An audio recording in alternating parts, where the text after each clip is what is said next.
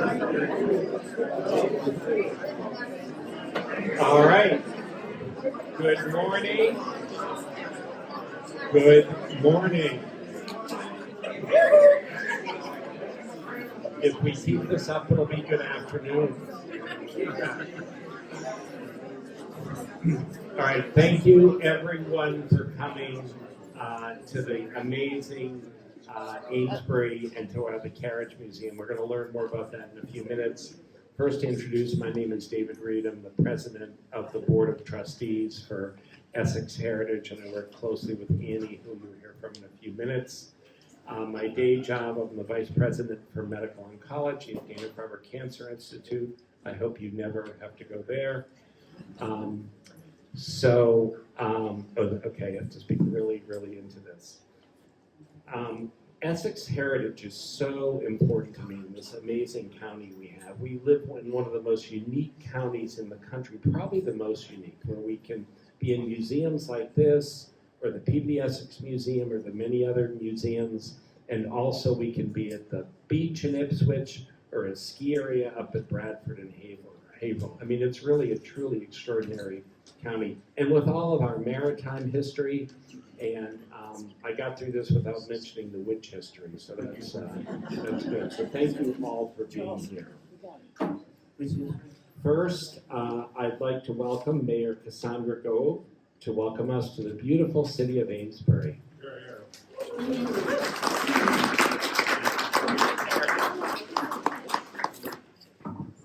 Good morning. Thank you all for being here. It's so exciting to see so many familiar faces and so many of you that are perhaps new to us, but our history keepers, not just for Amesbury, but for the region. I am most excited that we have a place to host you this morning. New for us to have such a beautiful museum. I have seen this museum grow over the recent years. Prior to being the mayor, I was the director of our Chamber of Commerce just next door. And when the museum hired its first director, I was on the search committee. And then they made a hire and said, where are they going to sit? There was no office. And I said, well, I happen to have a spare office. And so we actually shared a space, and I welcomed the new director into the chamber office. So we shared that space for many years while this effort was getting off the ground, and saw everything really coming to life, the early research of putting together a collection, making sense of what there already may have been for a collection. And it's just been really fascinating to see and wonderful to watch evolve over time. Having you all here is just a really nice milestone for us to see as a community. Having this museum in this location is particularly nice for us to highlight the amphitheater and upper mill yard where so much of our manufacturing happened, and it's a space you can't see from our main street, so you have to be curious about our history and walk through that archway and look behind our brick walls. So I appreciate you coming here and learning a little bit more about what we have in our history and learning more. I know that Kelly, our director here, is going to talk more about what's coming up for us. I hope that you'll come back. But I really appreciate the opportunity to welcome you and hope that you'll come back again soon and enjoy your morning. Thank you again for everything you do.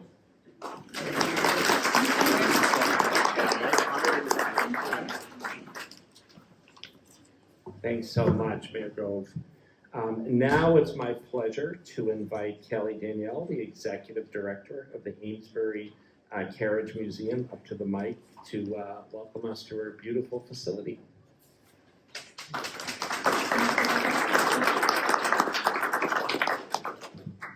Tall people, short people. Tall people, short. Welcome to the Amesbury Carriage Museum's Industrial History Center. So on behalf of the board of directors and the staff here, we are so pleased to have you. And although the Carriage Museum has been around since 1986, our space, as Cassandra mentioned, is new here as of 2021. So we hope you'll stick around to take a look at the museum here in the exhibits. The temporary exhibit we have over here with the little lighted boxes is called Memories in Metal, and it is the story of a machinist who worked at GE for 40 years and in his spare time would take home scrap pieces of solid metal and make perfect miniatures of things from them. So you'll see everything from a carriage to his toolbox in the window over there, and the exact miniature he made filled with tiny 2-scale working tools. So we hope you'll take a moment to look at that. It's a great convergence of an industrial tradesperson and an artist. And if you're also interested in some of our upcoming programs, on May 13th, we have a program called Hats and High Tea, which is a celebration of the Merrimack Hat Company, which was a large hat production company here in Amesbury. And it's a tea, sort of a traditional high tea, right before Mother's Day, excellent gift to your mom. And it is an opportunity for people to see this awesome black and white photo collection that we have of workers working at the hat company. And then in June, we have a program called Going Places, which is a celebration of transportation, which I'm sure you're aware by the carriage outside, Amesbury was heavily involved in. So this space will be filled with model trains, and out in the amphitheater we'll have early brass aero vehicles, carriages, and even a visit from Amelia Earhart herself. We welcome you again to the Industrial History Center, and we hope to see you at one of our future programs. Thank you.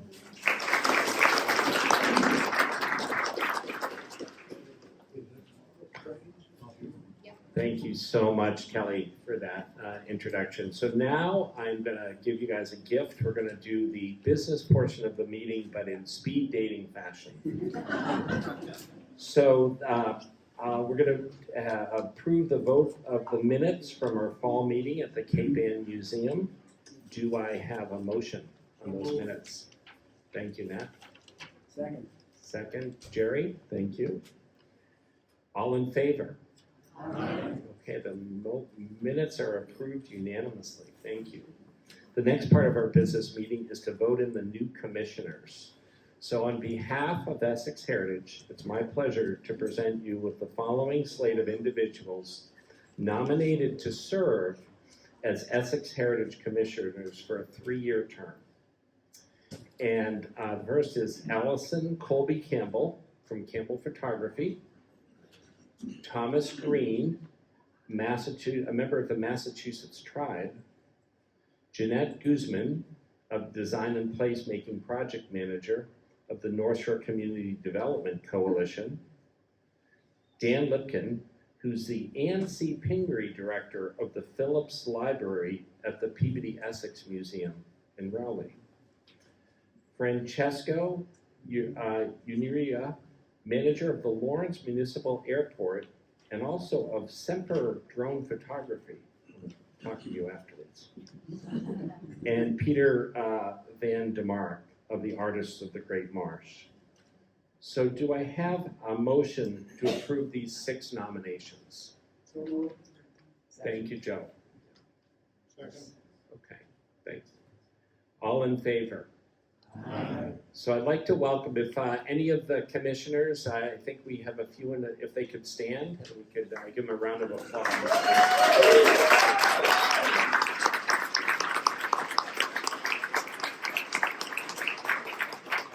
Thank you all, and welcome to the team. We have lots to do together. So next, I want to thank our generous corporate sponsors who make our programs across Essex National Heritage area possible. In particular, we'd like to recognize the Eastern Bank Charitable Foundation, Salem 5, and the Institute for Savings for supporting this Trails and Sales initiative, one of our key initiatives in September. I hope you've all either participated or will participate. And also New England Biolabs for their continued sponsorship for our Park in Every Classroom program. They work closely with Beth on this, and also this year Eastern Bank also provided support. So our Redefining Heritage Talk series was supported by the DeLulis Brothers Construction, Geller Microanalytical Laboratory, and Mass Humanities. I'd also like to thank our photo contest winners, which are just extraordinary. Thanks to Heather, who organizes this. Every year we get amazing photos from around Essex County. And for our sponsors here, the gold level sponsors were Broom Construction, North Shore Bank, DeLulis Brothers Construction, and Geller Microanalytical Laboratory. Our silver and and prize sponsors were also listed on the slide. So I want to thank you all for your ongoing support, and as Essex Heritage, we could not do this without you. It takes a lot of resources and staff time, and it's great to have such great corporate sponsors.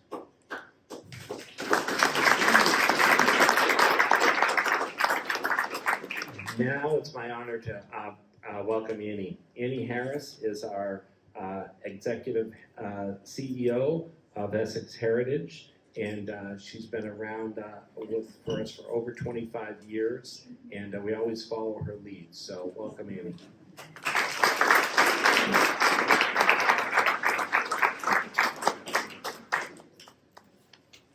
Okay, now we're back to the short people. See if I can keep it balanced here. Well, welcome. Boy, this is a great crowd here today, so thanks so much for coming. Isn't it fun to see this space? It's really a cool space. You know, I really appreciate the mayor coming and welcoming us this morning, and I've known a number of our predecessors and know how hard they worked on really revitalizing this whole area of Amesbury. And I think it's just so cool, the results. And you see the little slide out there even kind of integrated into this whole downtown area, but it's really wonderful.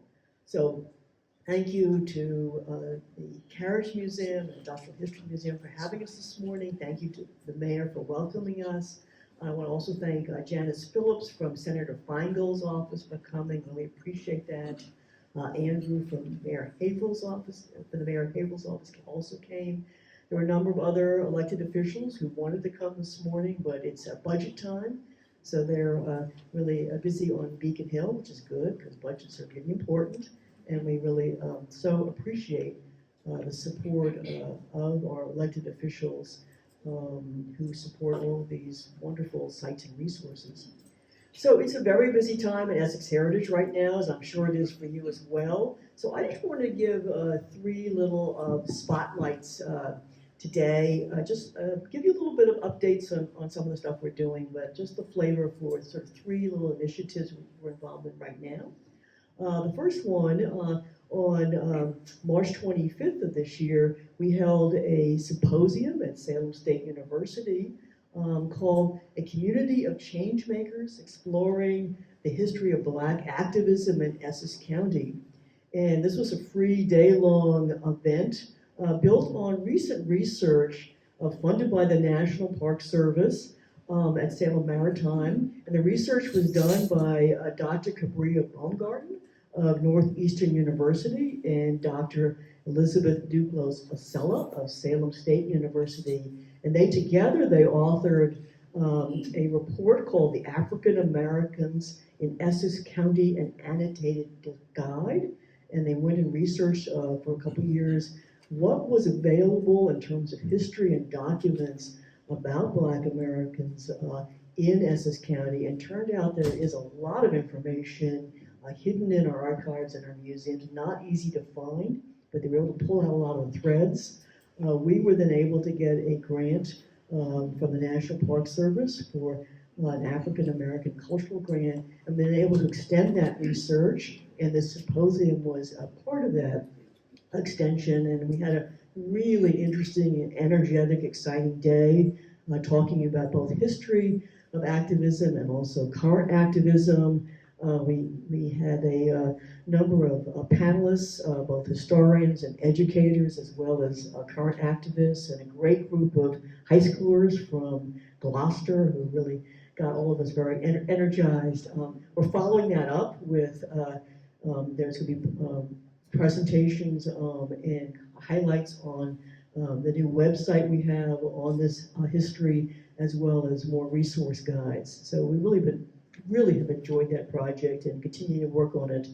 Another little highlight I wanted to give was this time of year is when a lot of the teachers that enrolled in our Part for Every Classroom program last summer, did the workshop last summer, now spend the year implementing some of the principles of place-based education and service learning in their classrooms. And so it's always really fun to see what they've been able to do during the year with their students.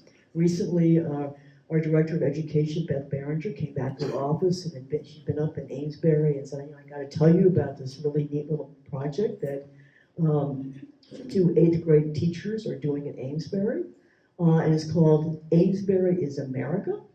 And they're using local history and local sites to help their students not only engage with these places and understand these places they see around them every day, but the importance in the history of Amesbury, but also how do these stories, these local stories, relate to national history and what we're reading about in our history textbooks. And so the goals, of course, were to get the students to, first of all, connect locally, but then also to see the national themes and trends.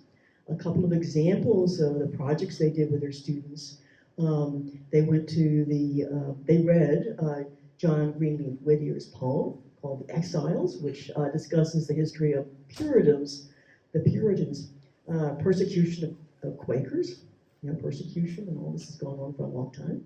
And then they visited the Macy Colby House, which is right here in Amesbury, in this picture behind me, and really talked about the relationship of that site to the poem, to the people then, to the people now.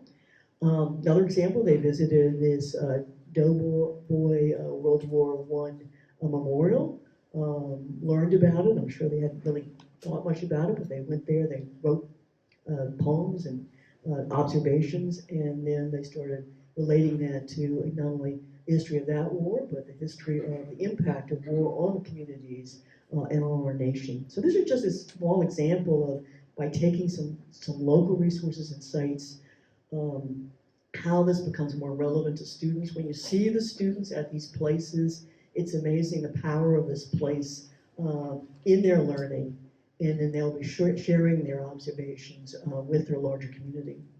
So the third project I want to mention is part of our effort to promote the 250th anniversary of the American Revolutionary War. I hope that you know that we are working on Rev 250 Essex. We work with the Massachusetts 250 Committee and also with local resources and museums. We're trying to encourage a number of programs and activities and maybe lectures around the observation, starting as early as we hope late 2024 and then into 2025 and 2026. Essex County had a very significant role in the build-up to the American Revolution. So remembering that history is important, but then also understanding all of the debates and discussions that went around the lead-up to the Revolution. People that agreed with it, people that didn't agree with it, of course, is relevant to a lot of the discussions we're having today. One of the projects that we're doing as part of this is, and Ryan Conray's heading this up, is a Black Revolutionary Heritage Trail. Our goal is to highlight some of the stories of people that participated in the Revolution, but whose contributions have sort of long been forgotten. The first phase of this project is 7 interpretive signs, markers, highlighting African Americans and their role in the Revolution. Turns out there were a lot of participants and there are a lot of stories that haven't been well known. We're working with a number of partners on where to locate these signs, and it's been really fun to look at this local history. We'll be putting up these markers, which will be fairly simple, but they will have QR codes to link them to the website that we're working on, or there'll be a lot more information. So again, just 3 little highlights of some of the fun things we're doing. As Dave said, I've been doing this for a long time. I'm always amazed, though, of how many new stories there are, how much more information there is, and how interesting it is. So it's really a thrill to still be involved with all of this. And now I would like to get to the point of our special recognition awards. It's my very great pleasure. We have 2 awards this year, and it's really a thrill to be able to do these awards. And the first one goes to Erik Ronnberg Jr. It's a special recognition award for Erik retired in December of 2022 as the maritime curator of the Cape Ann Museum in Gloucester. Erik is one of the most highly regarded ship model makers in the country. He followed this passion in the wake of his father, Erik Ronnberg Sr., who was an officer in the Swedish Merchant Marine. and first mate on the square-rigged ship which sailed in the grain races. I don't know about the grain races to Australia, but you need to learn about that. He making ship models together with his father was a common activity in his house as Erik grew up. As an adult, Erik worked at the industrial model making firm of Atkins and Merrill in Sudbury. He apprenticed also at the Newark Museum and was assistant curator at the New Bedford Whaling Museum, while he also made models in a studio for private institutional clients. In 2014, following a decline in the ship model market, Erik joined the Cape Ann Museum as its maritime curator. At Cape Ann Museum, Erik carried out extensive research about the museum's fishing and maritime industry collections. He was an important contributor to the museum's Fitzhenry Lane Catalogue Raison online. This online resource has since been recognized as a new standard in the field, and much of that is due to Erik's work. Erik's expertise and deep insights into the fisheries history of Cape Ann has led the museum to re-envision several of its fishery galleries and displays, including inshore fisheries exhibit. Today, Erik's models are in many private collections and museums, including the Smithsonian, MIT Museum, Mystic Seaport Museum, New Bedford Whaling Museum, and the Cape Ann Museum. Congratulations, Erik, and would you come up here?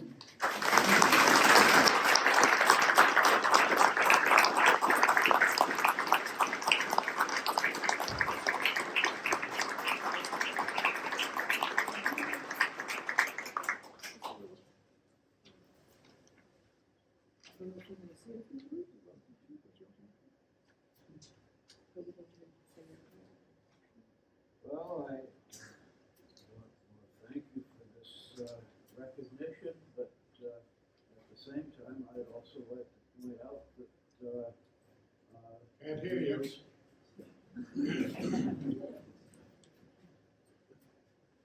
I thank you so much for your recognition, but I also want to point out that this area has been a very inspiring one for anyone who wants to work on in many aspects of New England history.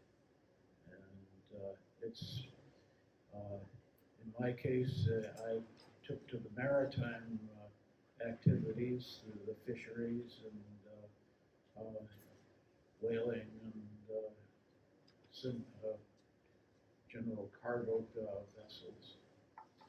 But it's been a fascinating area to study, and I'm so grateful to so many of the people who have guided me in my research and assisted me in many aspects of writing and just conceiving what was going on in this area. Thank you so much.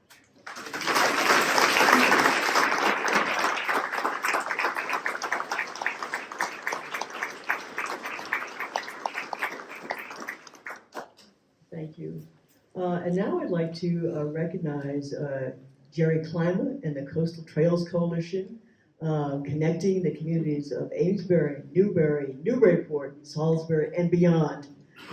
And Jerry and the coalition have been remarkably persistent and effective in getting some of the most beautiful stretches of trail built in Essex County. And I know that Dave Reed has worked with Jerry for many, many years and wants to come up and really recognize Jerry.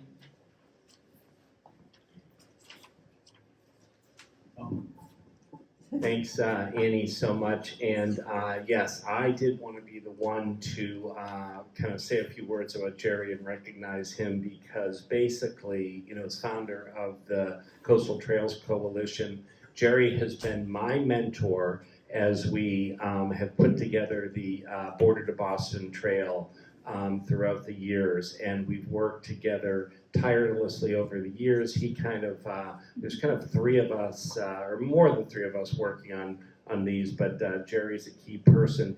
And Jerry's the reason why you can bike from this museum in Amesbury safely to the Newburyport train station, almost all off-road, through his network of safe paths on the Coastal Trails Coalition. He's not done now. He's working on the section behind Stop and Shop, but he will get it done. And you know, it's we've had some in the trail building business. You know, we say it's great therapy for the fanatical optimist because you get so many no's. And I've had more than one glass of wine at Jerry's house when we've gotten a no, but we figured out how to get yeses many times. So thank you so much, Jerry. And just connecting the Carriage Museum here with the trail, I'm not going to steal his thunder, but I do want him to tell you about the Ghost Trail and what that's all about. So Jerry, come on up and thank you so much.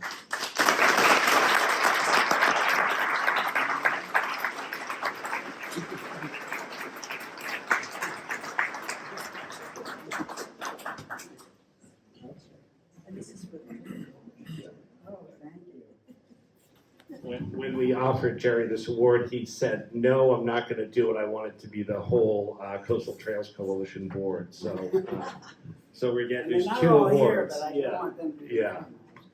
recognized. I mean, this is Coastal Trails is not a one-man or person band. Okay, we've been in. First of all, we wouldn't be here, and the trails wouldn't be here without Essex National Heritage Commission.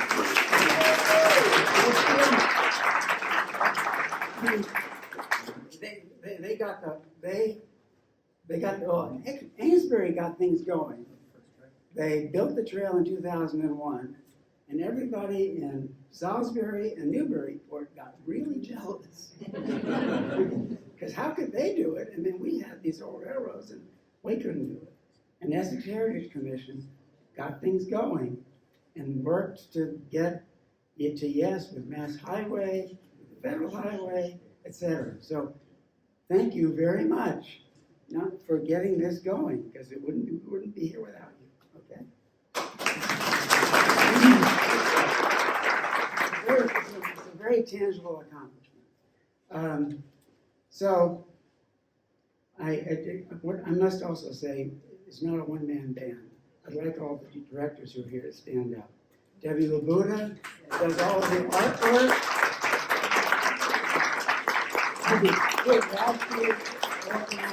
Organized the slow bike races, which were loads of fun. Greg Ronnberg is our high-tech guru. Elizabeth Marcus can be counted on to do everything. David Hall has a million ideas and gets things done besides. Tracy Chalifour, where are you, Tracy? Here. Oh, Tracy. I like to hide behind you. Yeah. Tracy gets wonderful emails out to everybody to let everybody know what's happening. Have I forgotten anybody? Ed just. Oh, and Ed Driscoll is a tireless worker. So we're all volunteer, put in a lot of time, and it's been wonderful. As to the Ghost Trail, you see the carriage outside? How did Amesbury get them to market? By railroad, right? Where did the railroad go? It went to Salisbury, and then it joined the main line, and those carriages could go all over the world. They had to be covered, however, with muslin shrouds in order to keep them from being sparked and rained on, etc., as they're being shipped to their destination. And so, and if you remember what New England looked like in the late 1800s, no forests, all fields. So when they shipped out the carriages on Friday night, going through the gloaming towards Salisbury, and these carriages were lined up one after another, what did they look like? Ghosts. And those trains were known as the ghost trains. And so when we tried to decide what we're going to call this trail, that was the obvious choice.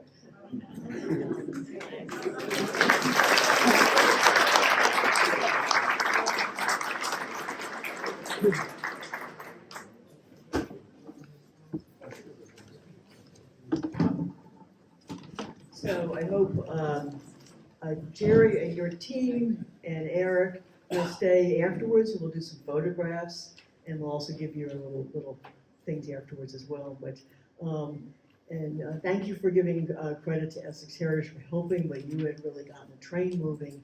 But I want to say specifically, Bill Steelman, who's here today, really did a yeoman's work.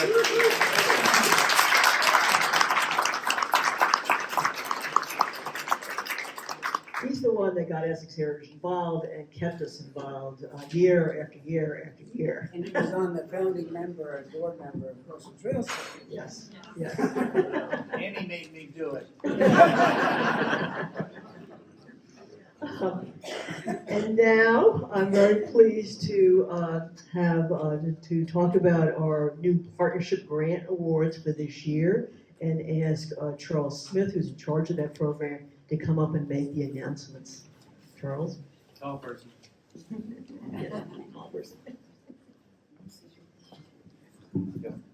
Back to tall people. Good morning, all. Thank you again for joining us here at the Amesbury Carriage Museum. For 25 years now, we have been awarding grants to our partners throughout the National Heritage area, ACM being one of them, touching every community and culminating in 432 grants and over $1.5 million awarded. These represent an even greater investment in the community with over $6 million matched in materials and work. So now I am very excited to announce our next 12 grant recipients. I'm really excited to see what everybody does, and if everyone will hold their applause until the end, please. Andover Historical Society will create an easy-to-navigate, usable online database of free, enslaved, and people of color in Andover from 1646 to 1850. Cape Ann Museum will undertake Vessels of Slavery, a collaboration between 5 women of color with diverse artistic practices and expertise, who will come together in a week-long residency at the Cape Ann Museum and the Manship Artist Retreat and Studios to bring collective light to the stories of enslaved people in Gloucester. The City of Haverhill Community Development Department will digitize and expand its current historic housing inventory forms for its local historic district application. Danvers Alarm List Company will create an immersive soundscape experience which will bring the 1692 witchcraft trials to life. Danvers Historical Society will undertake a restoration of the Page House Conservatory in order to return the space to interpretive use. Essex Historical Society and Shipbuilding Museum will create interpretive signage for the historic shipyard, salt marsh, and Essex River Basin. Lowell's Boat Shop, also here in Amesbury, will provide community members with the opportunity to participate in the traditional building of a wooden boat and learn local boat building and maritime history. Marblehead Museum and Historical Society will undertake a project to preserve and restore the windows of its newly acquired 1768 brick kitchen and slave quarters of the Jeremiah Lee estate. Mass Audubon Society will make critical improvements to the historic garden at Endicott Wildlife Sanctuary in Wenham, making it safer for visitors and providing opportunities for all ages to learn about and connect with nature. Custom House Maritime Museum will renovate and restore its 19th century portico. The North Shore Development Coalition will install 7 large Las Muñecas sin Rostro sculptures in Palmer Cove Park in Salem, engaging and educating Salem residents about Las Muñecas sin Rostro and Dominican heritage overall. Peabody Historical Society will undertake extensive restoration of the Osborne Salata exterior woodwork and update painting of the entire facade. Please join me in congratulating all of our residents. Great project, and we're really excited to see it.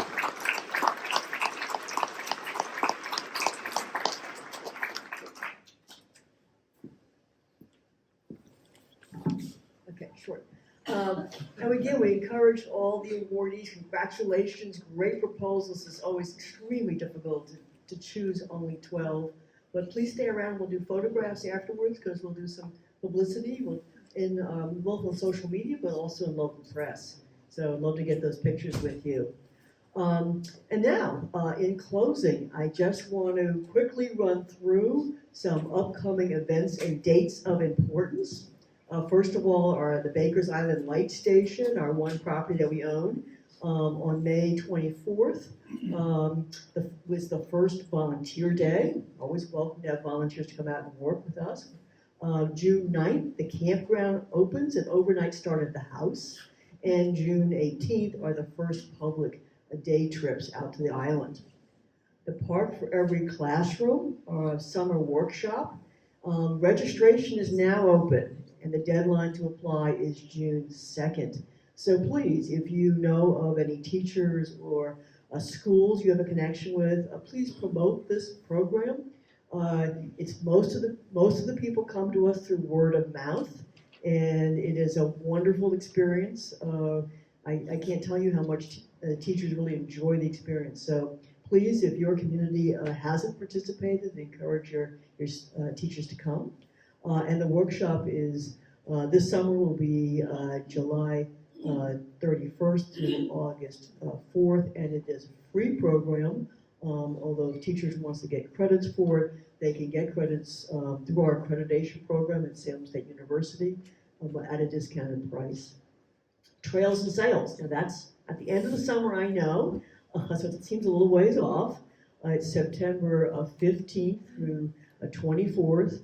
It's always the last 2 full weekends of September and the week between. But the reason I'm mentioning it this morning is that June 9th, really soon, June 9th is the deadline to list an event in the very popular printed guide.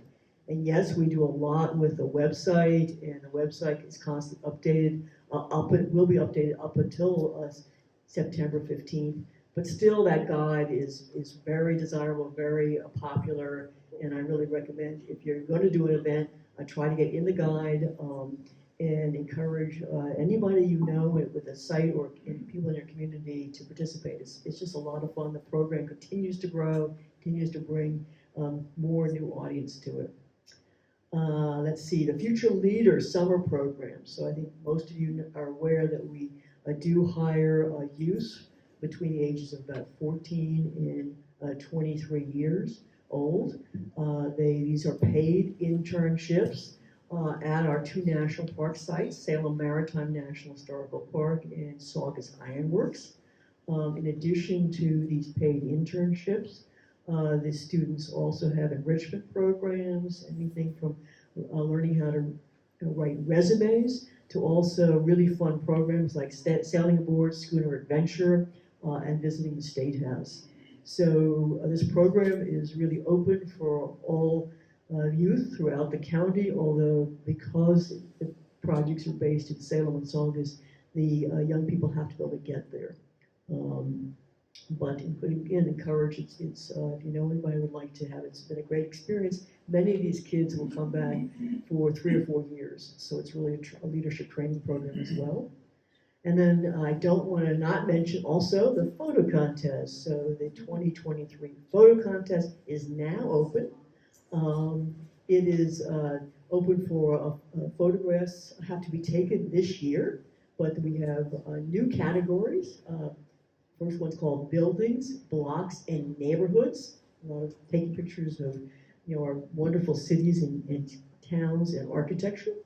Then we have Celebrating Our Communities is the other category. And the third one is the 4 Seasons. So really trying to look for those wonderful shots at every season of the year in Essex County. And then we have Love Where You Live, which is the youth category. for kids 18 and under. So all the photographs, again, have to be taken this year. The deadline is December 15th, so I hope you will consider going out and taking photographs. And with that, we really are through our program, and I really thank you so much for coming. Please fill out your match forms. So I think that was QR code was sent to you. You could do that with your phone. Or Beth is waving in the back of the room. There's a nice paper copy you could fill out. There are pencils next to it. Why do you fill out these match forms? Because your time is valuable. Every federal dollar that we receive through the National Park Service program requires a match, and your time counts as a match. You come, you support us, and it's really of value. So please fill that form out. And those that got awards, please stay for the photographs. And thank you so much for coming. And please look around the museum. This little exhibit they have here of the metal worker is fascinating. So look at those boxes and all. But again, thank you so much, and see you soon.